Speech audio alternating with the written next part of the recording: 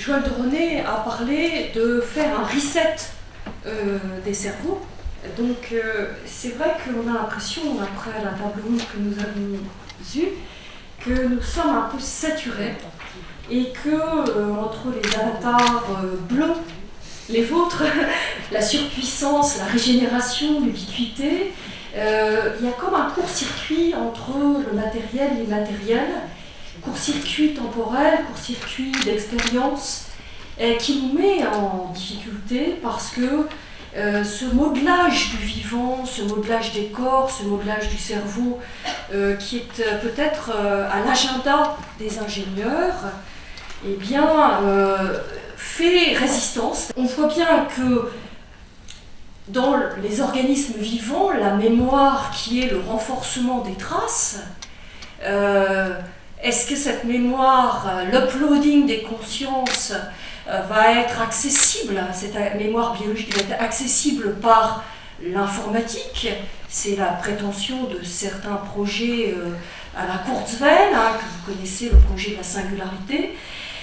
Donc beaucoup de choses vont être donc mises sur la table pour cette dernière table ronde. Vous allez me dire, mais c'est vraiment beaucoup trop comme menu, mais nous sommes un peu boulimiques à Vivagora, certainement, et c'est plutôt un signe peut-être de bonne santé tant que nous ne sommes pas encore totalement obèses.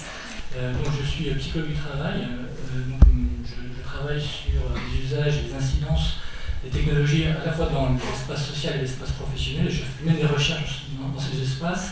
C'est à partir de ça que je vais un peu expliquer effectivement comment moi je perçois un peu la manière dont les corps, je ne sais pas, mais peut-être aussi, mais aussi les esprits et la personne, entre guillemets, est modelée par les outils.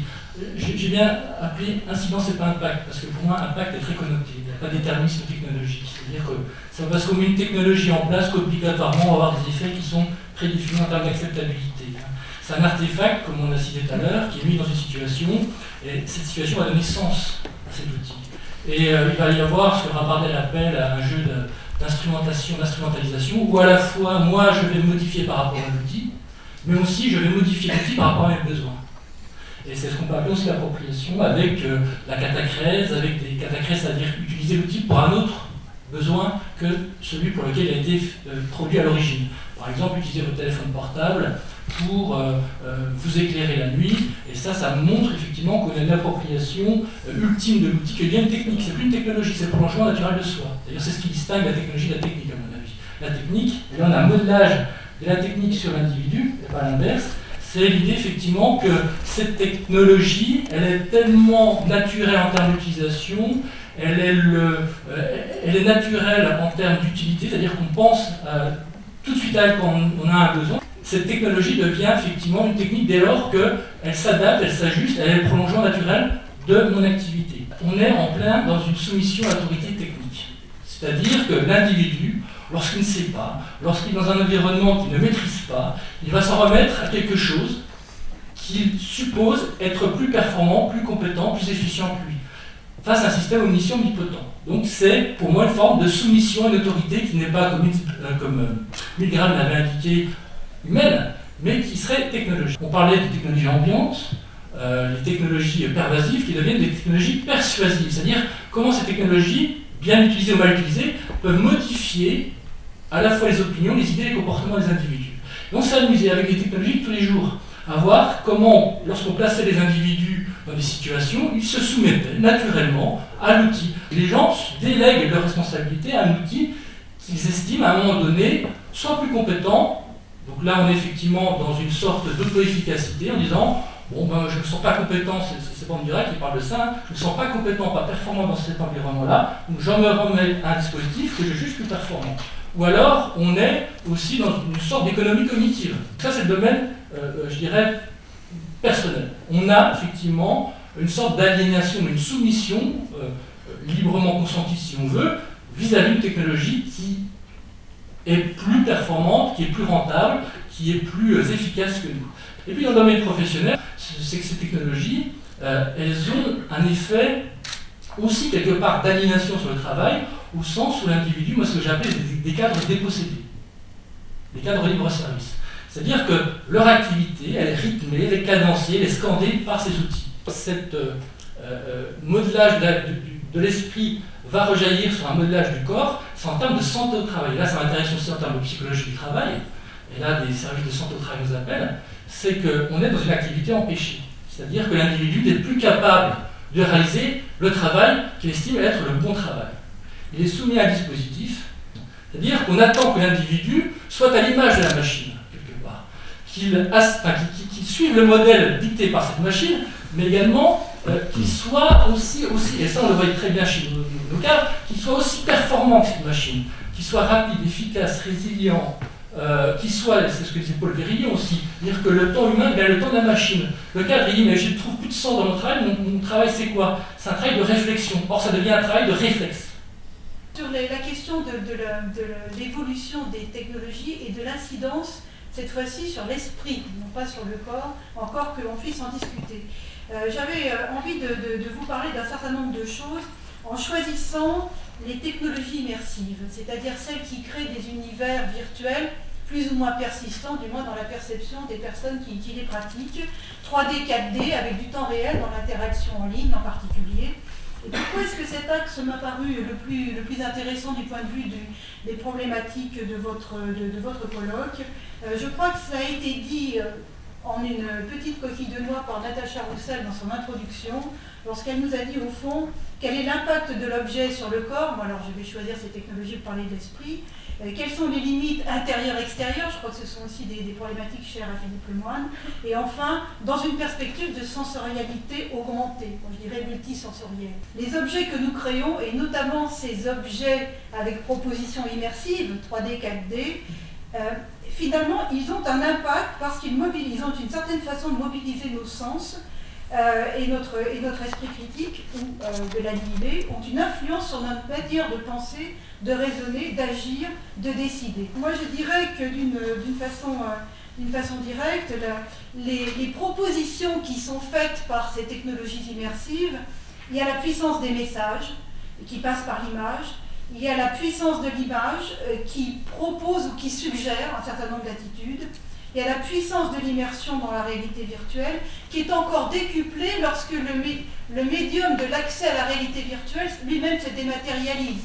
L'addiction qualitative est reconnue lorsque la pratique de ces jeux vidéo en ligne, alors 3D ça accentue la chose évidemment, devient abusive et irrésistible et qu'elle entraîne une focalisation sur l'objet de dépendance et une perte de capacité de contrôle malgré les nombreux retentissements négatifs sur la vie des joueurs. Je voudrais revenir sur ces technologies immersives 3D, 4D, avec probablement trois sortes d'impacts encore. L'impact physique qui est assez méconnu, par exemple le fait qu'il puisse y avoir un développement de l'électrosensibilité, le fait d'être exposé à un champ électromagnétique. Nous n'avons pas au jour d'aujourd'hui des éléments d'expertise indépendante suffisamment précis pour répondre à des préoccupations, mais c'est probablement l'orientation de la recherche et peut-être aussi l'utilisation de méthodes de type le double cercle de l'expertise façon Geneviève Vinet et Kouritzky qu'il faudrait employer dans ces domaines-là. Il y a un deuxième aspect qui est l'impact cognitif. Alors, je n'ai pas le temps de développer, mais il y a effectivement des thèses selon lesquelles ceux qui seraient les plus sujets à l'addiction dans ces domaines seraient des personnes qui formulent avec un certain stress, une certaine fatigue d'être soi, ou une fatigue de soi, et qui provoquerait d'ailleurs un certain nombre de désordres dans le système dit PNEI, psycho-neuro-endocrino-immunitaire. Et enfin, sur les impacts sociétaux, donc c'est la question même de la liberté de penser, ou le fait de résister contre le court-circuit de la raison et le court-circuit de la civilisation d'une certaine manière, quand on a une suggestion qui s'adresse à vous et qui s'adresse, je dirais, aux registres émotionnels contre lesquels il est parfois assez difficile de lutter. Il est tout à fait important que les dialogues avec la société civile aient lieu, s'expriment, de façon à ce que cette gouvernance réflexive puisse se mettre en place dans des conditions qui aujourd'hui sont encore très fragiles. Voilà. On parle souvent du rôle d'Internet dans la campagne d'Obama, et puis on en parle encore plus aujourd'hui avec le printemps arabe. Voilà. On vit un moment particulier où, pendant 30 ans, je dirais que les interactions ont beaucoup évolué. Depuis 2007, ça a été évoqué aussi aujourd'hui, l'iPhone, on se tourne vers des interactions tactiles, hein, tout, c'est ce que j'appelle moi la tactilisation des objets. Nos objets sont de plus en plus tactiles, de plus en plus d'objets sont tactiles plutôt. Et puis le geste, là ça vient d'être évoqué aussi, c'est que la référence était claire à Kinect de Microsoft, donc où l'utilisateur va effectivement s'exprimer par son corps. Alors le corps, je pense, hein, je rejoins la thématique là, je pense que le corps va jouer de plus en plus, va prendre un rôle de plus en plus important. Alors ça peut être des gestes comme ça, mais ça peut être aussi où on bouge, c'est-à-dire c'est logique avec l'utilisation de dispositifs nomades, comme ça se développe depuis une dizaine d'années. C'était les PDA, aujourd'hui c'est les smartphones. Donc je crois vraiment à un changement complet en termes d'interaction, qui a été long à venir, mais où le corps va être de plus en plus important, va jouer un rôle de plus en plus important. Par contre, je crois très très peu à l'invasion du corps dans la chair de tout un tas de dispositifs. Les enjeux de cette numérisation de la vie même, ou finalement ce qu'on appelle le tournant numérique, qui peut se caractériser par plusieurs choses, une sorte une impression d'observation totale, c'est-à-dire que par défaut tout est enregistré, hein, alors qu'avant on manquait de mémoire, le rapport entre mémoire et oubli est en train de se transformer au profit de la mémoire, et avec un déclin de l'oubli. On a affaire aussi à ce qu'on appelle la réalité augmentée, qui est finalement une conséquence ou une cause de l'enregistrement systématique. Hein. Tout ça va de pair. Si l'informatique ubiquitaire, si les systèmes d'environnement intelligent sont en train de se mettre en place, qui augmentent notre champ perceptif de contenu informationnel tout à fait adapté à notre personnalité, à notre profil, à notre localisation, etc. Il y a une sorte d'individualisation, donc individualisation de service, qui va de pair avec voilà, finalement un enregistrement, une traduction du monde physique et de ses habitants sous forme de données, d'informations métabolisables par des systèmes informatiques. C'est ce que j'appelle la digitalisation ou la numérisation de la vie même. Ce qu'on a à faire aussi, c'est à une autonomisation croissante des dispositifs. Donc on a affaire à des dispositifs qui de plus en plus vont être auto-apprenants. Finalement, cette autonomisation croissante des dispositifs de traitement de l'information pouvait avoir un impact sur ce qu'on appelle l'autonomie ou la capacité d'agir ou les capacités réflexives des individus. L'enjeu fondamental de cette digitalisation-là n'est pas vraiment des enjeux de protection de la vie privée, protéger la coquille douillette de l'intimité. Ce sont des enjeux qui existaient depuis toujours, et tout accroissement de la visibilité sociale s'accompagne de ce même type d'enjeux. En fait, ce à quoi on a affaire ici, c'est à un nouveau mode de création d'effets de réalité, si on veut. C'est une nouvelle manière de rendre le monde signifiant à des fins essentiellement de gestion de l'incertitude. Alors je ne parle pas seulement de gestion de l'incertitude dans le domaine de la sécurité, mais de gestion de l'incertitude dans le domaine du marketing aussi, ou même dans le domaine du divertissement. Disons que c'est une gestion de la complexité. Ce qui m'intéresse, c'est de voir de quelle manière notre rapport au savoir est en train de changer. Quel type de savoir ces corrélations entre données produisent? Comment mettons ce savoir à l'épreuve? Quel type de pouvoir s'exerce grâce à ce savoir préemptif ou prédictif? Et enfin, quel type de sujets peuvent se construire face à ou à travers plutôt des confrontations, en fait confrontations inexistantes, à ces nouveaux dispositifs de savoir et de pouvoir? Le savoir n'est plus quelque chose qui se produit et n'est plus quelque chose qui s'interprète non plus.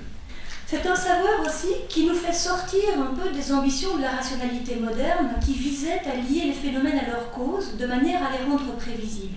Ici, grâce au profilage, profil de consommateur, profil de délinquant potentiel, profil de marivolage, on peut tout imaginer, eh bien, on n'a absolument plus besoin de connaître les causes des phénomènes pour pouvoir en prédire la survenance.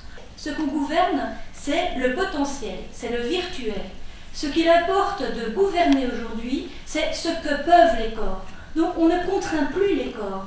À la limite, ce mode de gouvernement peut fonctionner très bien en tolérant la sauvagerie des faits. Finalement, on se sent tout à fait libre, on ne se sent pas contraint. C'est un mode de gouvernement qui ne gouverne que des risques. Et comme on sait, un risque, ce n'est personne encore. Donc personne n'est visé par ce gouvernement. Ce mode de gouvernement ne s'adresse plus aux individus corporels.